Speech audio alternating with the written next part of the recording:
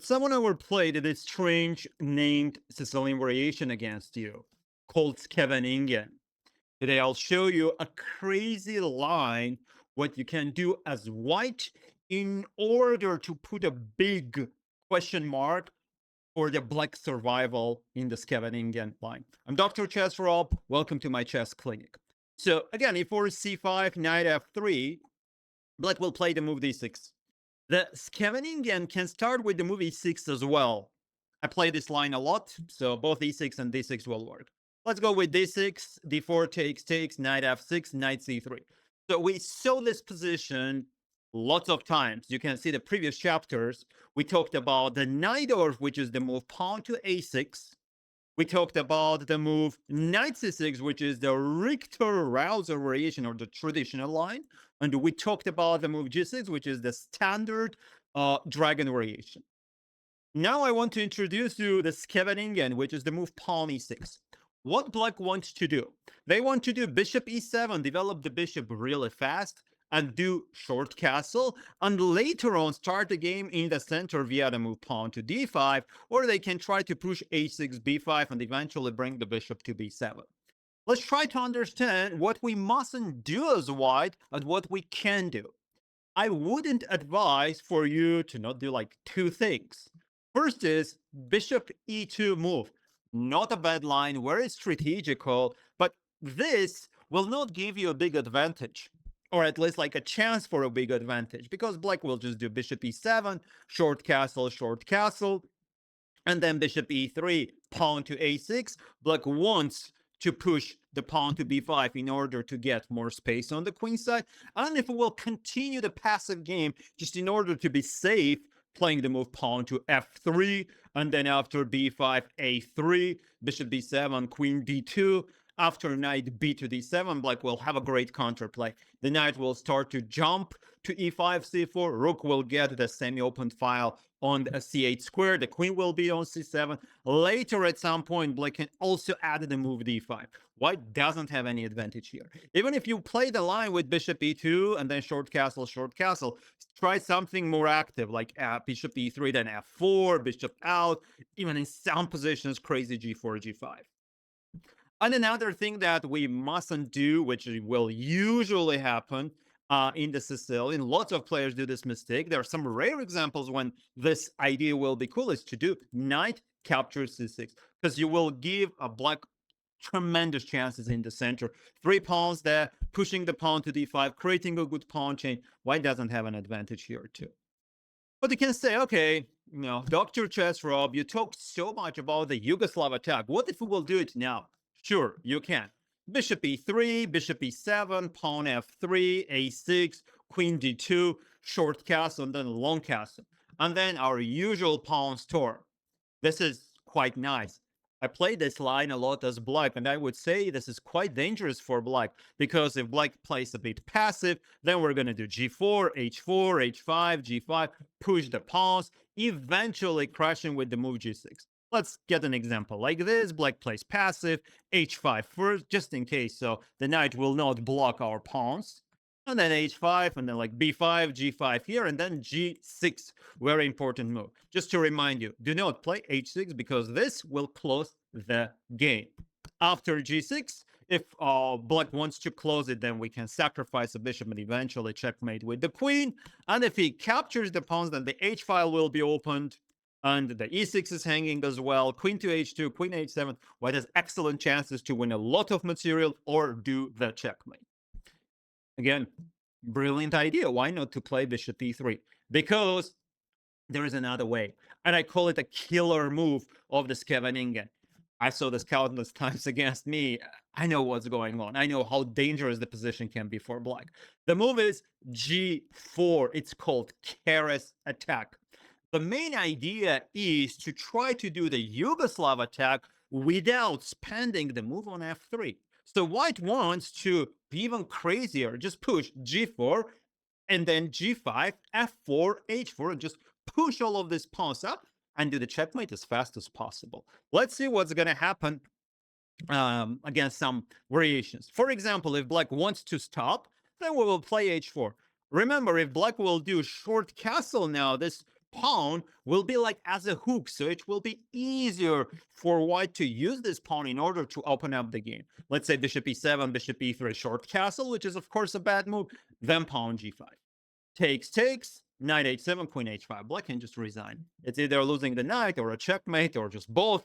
So if Black plays the move knight c6, which is the main line of the theory, to not do short castle and try to get the h file more close, because after immediate g5 takes bishop g5, white will not open the h file and we can't capture with the pawn because the rook is hanging. So that's why white plays in a bit different way. White does the move rook g1. Again, just a reminder, don't play knight c6 because you will give him better chances in the center. So rook goes to g1 with the idea to push. And if Black goes bishop e3, bishop e7, then bishop e3, or immediate g5, takes, and then g6, again, white has great chances. If Black captures the pawn, then knight e6, queen is hanging, the pawn is hanging, the other one is hanging. Rook takes g6 was also good. Knight d4, we have the in-between capture and check. And after king f7, then queen captures d4. Why white's position is much better? Sure, both kings didn't castle, but Black's king can't castle anymore. And the king side is almost completely destroyed. So this one is a chronic weakness. We have a mild weakness on our end. So this is like, some kind of virus that we have, but it will go away. This is a chronic illness. It will not be cured anymore. So Black can try to survive, nothing else. And then we will try to do long castle attack, to g7 pawn, attack on the g file, and white has really good chances to win the game.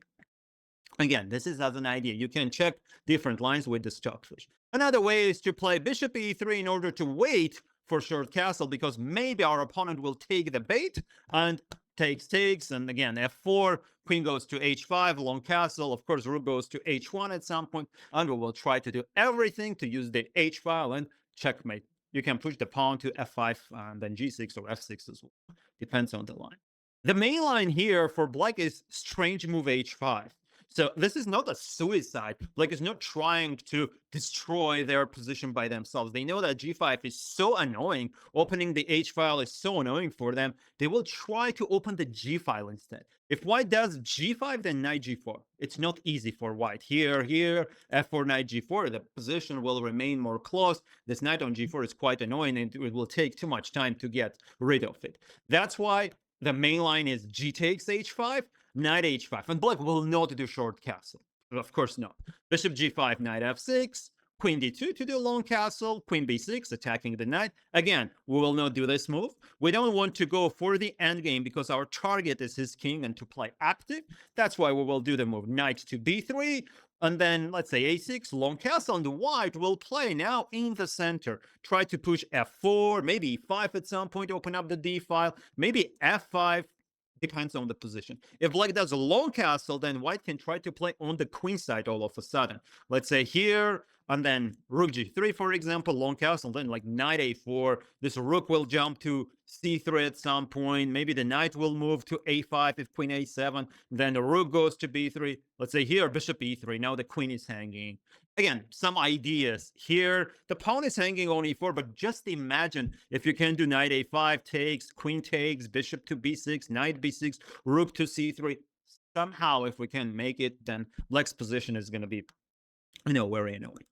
So this is probably the best way to play as Black. If Black says, okay, I'm going to try to do something, not h6, let's say bishop e7, I don't care about it. Of course, we will do the move pawn to g5. And after knight fd7, we'll just move pawn to f4, short castle, bishop e3. Black's king is already in an anxiety mode because the pawns will move. And after a6, h4, knight c6, h5, I think Black's king is going to be in a panic attack because white is very, very close. White will open up the game much faster. The next move is going to be pawn to g6 to open up everything.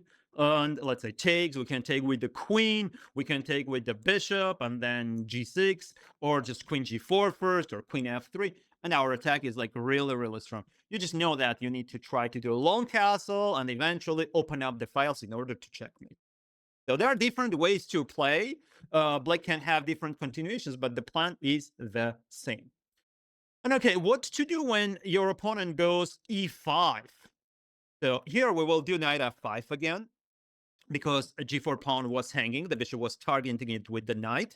So if black captures, be very happy, because now black will have the bad bishop and the good bishop is gone. We will take away the g pawn, open up the g file, and we will get the control over the d5 outpost, and this bishop is gone. The bishop on f8 is like useless. It's a tall pawn.